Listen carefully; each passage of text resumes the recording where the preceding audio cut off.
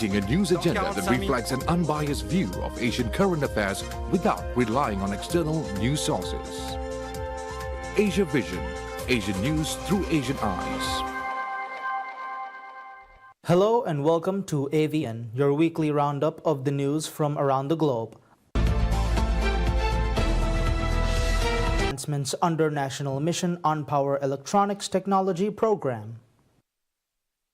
METI accelerates power electronics innovations with major tech transfers and collaborations under National Mission on Power Electronics Technology on NAMPET. S. Krishnan, Secretary, Ministry of Electronics and IT or METI, announced major milestones under the National Mission on Power Electronics Technology on NAMPET, showcasing indigenous advancements in e-mobility, sustainable energy, and rail electrification.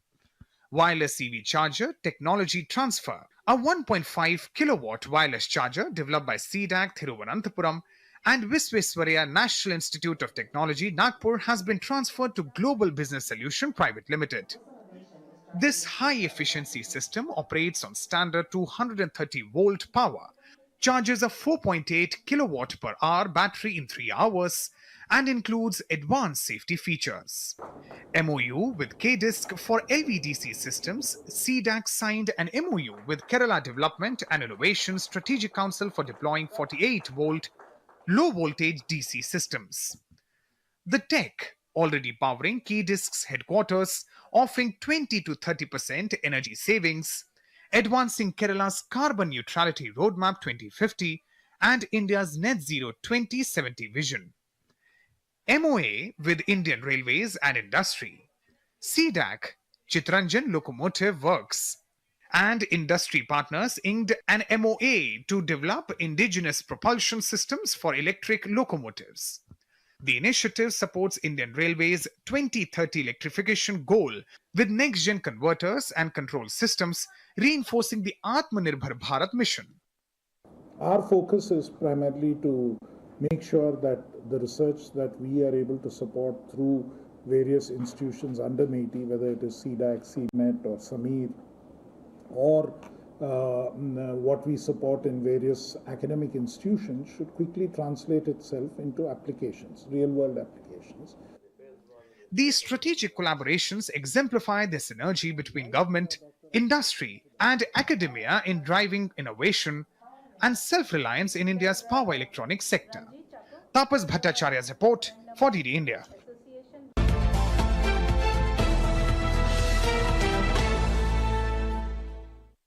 President Hichilema meets Chinese firms to discuss modernizing Zambia's railway system, aiming to shift heavy cargo from roads and align with upcoming Tazara rehabilitation. Zambia, China and Tanzania recently signed a tripartite memorandum of understanding to revamp the Tazara Railway. This historic railway serves as a vital trade corridor, ensuring the smooth movement of cargo to and from the port of Dar es Salaam for exports and imports.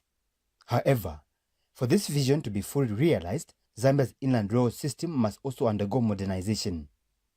Speaking at State House this morning, when he met a delegation from Anuhu Gantai Manufacturer Group and China Rail Rolling Stock Corporation, President Hakainde Hichilema says Zambia's rail network needs to integrate with the upcoming rehabilitation of the Tazara Railway.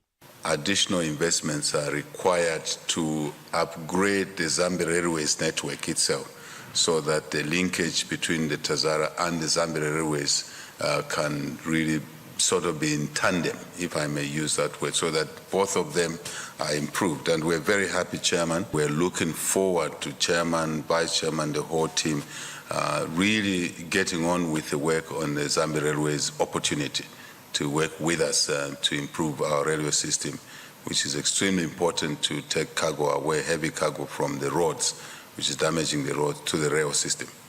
Beyond the railway, President Hichilema commended Anuhu Gantai Manufacturer Group for its interest in investing in the energy sector. We're very keen to look at your ideas and the investments in the energy sector, solar plus storage, because one of the challenges we have with solar is the lack of the base load. because of storage. So we encourage you to look at this very closely. We're looking at a total of 10,000 megawatts over a couple of years, 5 years plus from now. By December this year, 2025, we want half of that 2,000 to be available, which is 1,000 megawatts. So we'd like your group to contribute towards that agenda. So speed is very important at the moment. The president also urged the Chinese investor to expedite their investment in the mining sectors. On the manganese side, like on other minerals, to do the full process, not just to mine and export the rock, but to process here, to do the value addition here is really exciting to us, because that will help us on our economic growth agenda. Zambia is ready for business, is open for business. As you know, there are many other Chinese investors here, and we have been able to unlock a number of challenges, so we will do the same for your group. Meanwhile, China Rail Rolling Stock Corporation Vice General Manager Wang Yongsheng said his company has expertise, boasting 50 years of experience in designing, manufacturing, and maintaining state-of-the-art locomotives and railway systems. After several days of meetings, communications, on-site survey, we look forward to further cooperation with the corresponding departments in your country in the field of rail transit equipment. CRC Yang's group has more than 50 years exportation experience of multiple wagons and maintenance components, especially in Africa. Anowe Tire Manufacturer Group Chairman Zhang Weng said Zambia's strong leadership and favorable investment climate made it a top choice for their expansion plans. 关于新能源电力项目，感谢赞比亚政府为新能源领域 We attach great importance to Zambia's manganese resources. By deploying advanced extraction, processing, smelting, and eco-friendly technologies, we aim to achieve high-value output within minimal energy consumption.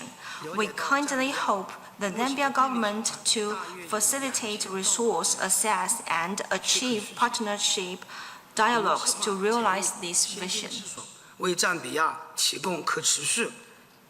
At the same meeting, Zambia's ambassador to China, Ivan Yulu, disclosed that the visit by the two companies is a direct result of proactive engagements initiated by the Zambian embassy.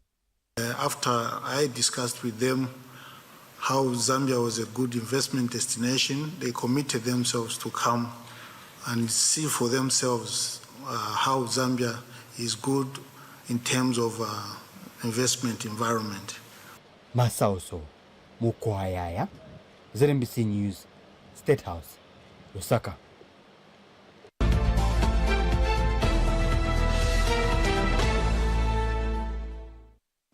In 2016, a group of young people launched a federal class action against the Northern Territory government for mistreatment at the notorious Dondale Youth Detention Center. That led to a settlement which included funds to develop a basketball rehabilitation program in one prison. One of those people recently out on parole is an Alice Springs peer mentor at Hoops for Health, giving other young people the skills to tackle their trauma and keep them out of prison. Until recently, peer mentor Aaron was behind bars, where a one-of-its-kind basketball program called Hoops for Health gave him a shot at his dream. If you can change that one person's point of view or thoughts or life path, then the ripple effect is massive of the lives really theoretically changed. Aaron is the Alice Springs facilitator for the First Nations-led initiative, running workshops in prisons and communities to help young people regulate their emotions and tackle trauma. Founded in Darwin in 2001 by Warramungu Nigina man and former pro bowler Timmy Duggan, it rolled out in the Territory's youth detention centres in 2016, expanding in 2022 to adult prisons. Or whether you came from Dondale, from that terrible time, or from your family's over history with the intergenerational trauma, this is all relatable and linked. The program champions the lived experience of its mentors. It's about to make people feel as comfortable as possible, not having to speak as formally, sort of having that background where they know that I've been in their shoes to an extent. I've lived in the streets. I've grown up in areas where there's disadvantages. The NT has been making headlines for ballooning prison numbers and for having some of the worst incarceration rates in the world. Those leading the Hoops for Health program say preventative initiatives like theirs could help turn things around. You only have to be able to teach one person that, and then that person be able to go on and teach one other person, and then one other person be able to teach one other person. No prisons, because does healing really go on there? And rehabilitation? I'd say we have to impact from the day that our young kids are born. Evening the playing field so kids can shoot for the stars. Anisha Pilarasati, ABC News.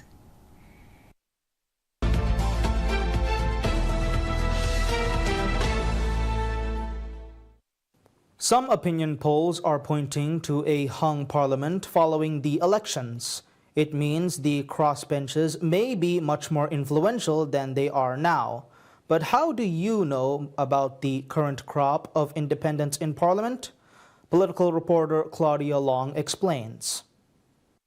Two big parties dominate Australian politics, but then there's these ones. And then there's these guys, independents. Support for the major parties dropped to a record low at the last election. Almost 1 in 3 voters didn't support them. Like their name suggests, an independent MP is separate from any party with their own individual policies and views. But they can be broken down into a few different groups, so here's a quick guide to who's who. Andrew Wilkie, Helen Haines and Bob Katter have been some of the longest serving independents in Parliament who are on the current crossbench. The crossbench is where independents and minor parties sit, by the way, so they're in between the two major parties. Andrew Wilkie is a former spy and he advocates pretty heavily for privacy protections and against pokies in the gambling industry. Helen Haines is a former nurse, she was also a midwife, and she's got a regional and rural focus. Bob Katter is one of the best known independents in the Parliament because he's a bit of a character. Technically, he leads the Katters Australia Party, but he's actually the only one elected to federal parliament. His focus is on limiting monopolies like the supermarkets, nationalisation of essential services like gas and airports, and also giving everyone the right to own a gun. So he's not really a party man. There's actually a few other people in this camp, including Jackie Lambie, Rebecca Sharkey and Fatima Payman. And this is where things sort of start to get a bit complicated because some independents do sometimes behave very similarly to a party. Which brings us to the Teals. This group of independents are informally labelled the Teals. Economically, this group tend to lean a bit more conservative. Socially, they tend to lean a bit more to the left. Hence this Teal label. It's a mix of green and blue, the Liberals. But again, each one of them is slightly different. But they do almost always vote together, and they're all backed by a major fundraising group called Climate 200. It's run by the director of the Smart Energy Council, millionaire Simon Holmes-A-Court.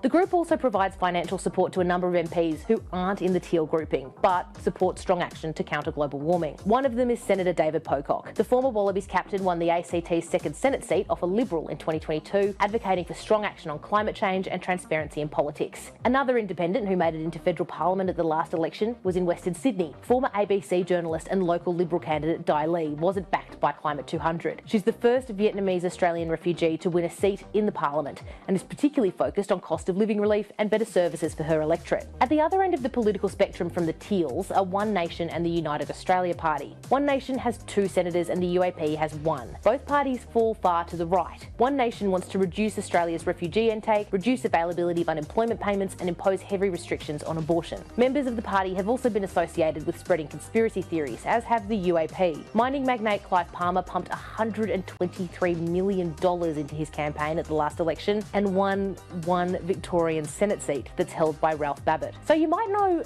who you want to vote for, but what about how to actually vote? Check out the rest of Politics Explained for more info on how, when and where to do it.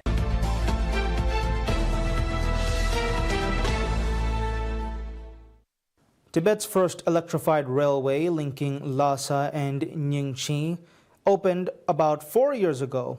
It has become one of the most important pieces of transportation infrastructure in the area, as 90% of the route is higher than 3,000 meters above sea level. The oxygen equipment in the truck was specially designed.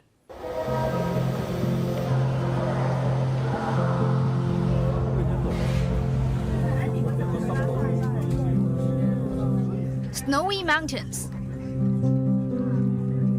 woods, rivers, This road-class scenery are the signatures of the Lhasa-Linqi Railway. With a total length of 435 kilometers connecting Lhasa and Linqi, this is the first electrified railway in Tibet. It has a maximum speed of up to 160 kilometers per hour. The railway has been open for more than 4 years. As of February this year, it has carried approximately 3.7 million passengers and transported 1.30 million tons of cargo. 以前没有车的时候是这个是公路上走。 Baima Wangdui, the head of Lhasa Railway Station's passenger transport statistics section, said before the construction of the high-speed railway, people used to drive on the highways.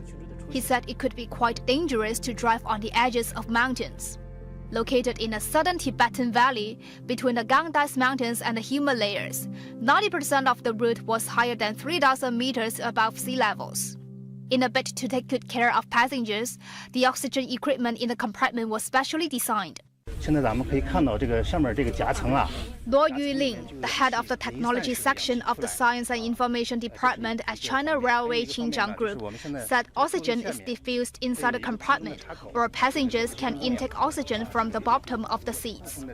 It takes around 3.5 hours to travel from Lhasa to Linqi on this high-speed rail, which is an hour faster than driving on the road. Samantha Lee, TVB News.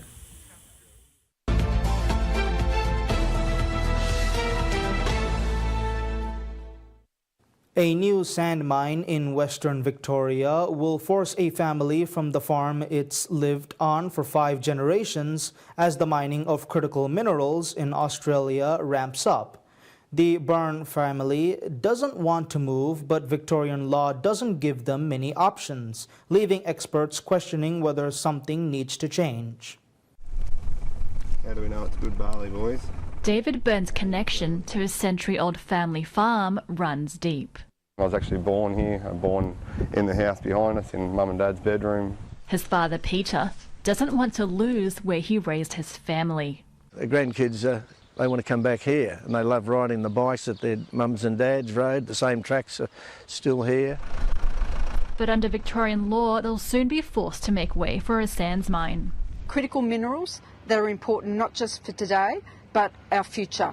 Astron Corporation is preparing to mine 2,700 hectares of farmland in Banyina in western Victoria to extract rare earth minerals that will be shipped to the US and refined into uranium. And farmers can't argue against it because in Australia, the government owns the minerals regardless of whose land they're in. There's no veto right for a landowner. The best pathway for them is to participate in negotiation, ensure that they're getting the appropriate compensation.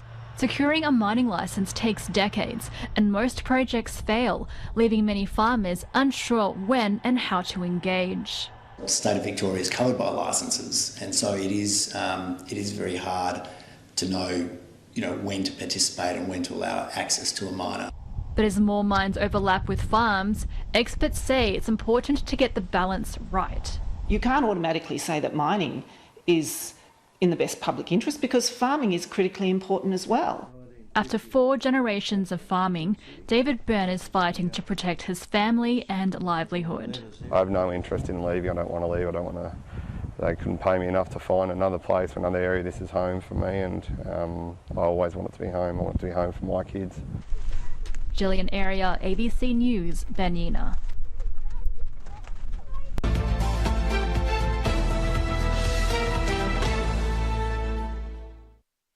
The South Australian government has established a drought relief funding package for the many farmers pushed to the brink by one of the state's driest years on record. Places including Maitland on the Yorke Peninsula and Wirrabara Forest in the southern Flinders have had the lowest rainfall since records began. Bethany Alderson reports. South Australia's Premier Peter Malinauskas has announced an extra $55 million will be delivered to help drought-stricken farmers cope with one of the most devastating dry spells on record. Large parts of the state haven't experienced decent rain since around September and October last year, and back then many farmers were already experiencing one of their driest seasons. Over in the Adelaide Hills and the Fleurieu Peninsula, the lack of rainfall has dried up dams and waterways, leaving farmers and households who aren't connected to mains water struggling. To cope, some of those residents are showering at local football clubs, going without basics like clean clothes, and some are being forced to sell their livestock. And as a result, water carters have been facing unprecedented demand. Then just last week, a new report showed the drought is also impacting Adelaide's water supply, with the city's reservoirs now at their lowest levels in decades. The state government has been under increasing pressure to do more for the agriculture sector as this drought drags on. It did previously announce an $18 million drought support package back in November, so today's announcement brings the total drought assistance funding to around $73 million. We have not seen dryness like this in South Australia for as long as records have been kept, whether you're in the southeast, whether it be in the Yorke Peninsula, Eyre Peninsula, the mid-north, the Mallee, you name it, we are dry. And that necessitates, I think, government stepping in and showing support. We know that a lot of farmers had been calling for interest-free or low-interest loans to help with the cost of bringing in feed and water. The Premier says today's package has been designed in direct consultation with primary producers and includes immediate financial support as well as mental health supports. A large portion of today's package, around $17 million, will also go towards future drought preparedness and resilience programs, and the government says that this funding will be available in the coming weeks.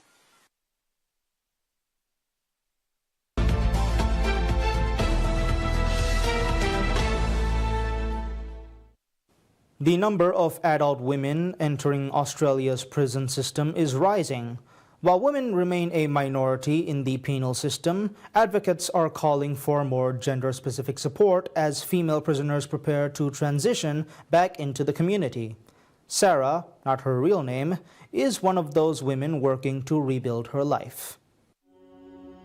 Like thousands of Australian women, Sarah has been caught in the justice system and spent time behind bars. It's a hard transition to sort of come from being prison to back out in the society, wanting to do the right thing. After being released earlier this year in Adelaide, she's taking the first steps back into the community. Struggled a little bit, especially with housing at the moment. It's been hard. She's become involved in a women's support group, which aims to prevent former offenders re-entering the justice system. I'm back on my own and, you know, like always raise my children, and it's been nice to be able to meet other women that are in the same situation. The service offers trauma, drug and alcohol programs and helps women to find homes. Women in the criminal justice system are our fastest growing population, and as we look at what's happening in that space, so many services are still tailored for men. 60 women go through this program in 12 months. Of that 60 people that went through, only 14% re-offended. The number of female prisoners across Australia has increased by almost a third over the past decade. It peaked in 2018 before a downturn during the pandemic. Since 2022, numbers have been increasing every year. In South Australia, female prisoners have risen by 45% since 2014, growing at a faster rate than the male population. For Linda Fisk, the growing demand for support is a daily struggle. The co-founder of a support service for women in prison says finding secure housing post-release has become the biggest challenge. They have no way of having references for private rental. They can't sustain private rental. They really need social housing. Women are kind of an afterthought. They're an afterthought when it comes to being in prison. Justice advocates say the nationwide housing crisis means women are often released back into homelessness or domestic violence relationships. There's definitely not enough support services tailored to meet the specific needs of women. So most of these rooms are being used as storage, unfortunately, at the moment, instead of housing women. Linda has more than a dozen rooms she's hoping to transform into temporary accommodation, but hasn't been able to secure federal or state funding. If I was living in a paddock in a tent, I think I'd rather be in prison. We do need to look at new ideas, and I'm always willing to look at ideas and look at how they can be supportive of our women in our correctional system. An open door to more potential opportunities. Rachel Merritt, ABC News.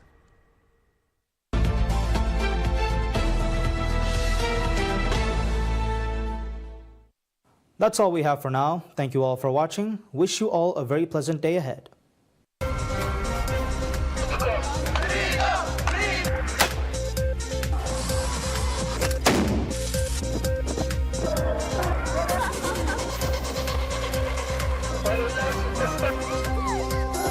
Creating a news agenda that reflects an unbiased view of Asian current affairs without relying on external news sources. Asia Vision, Asian news through Asian eyes.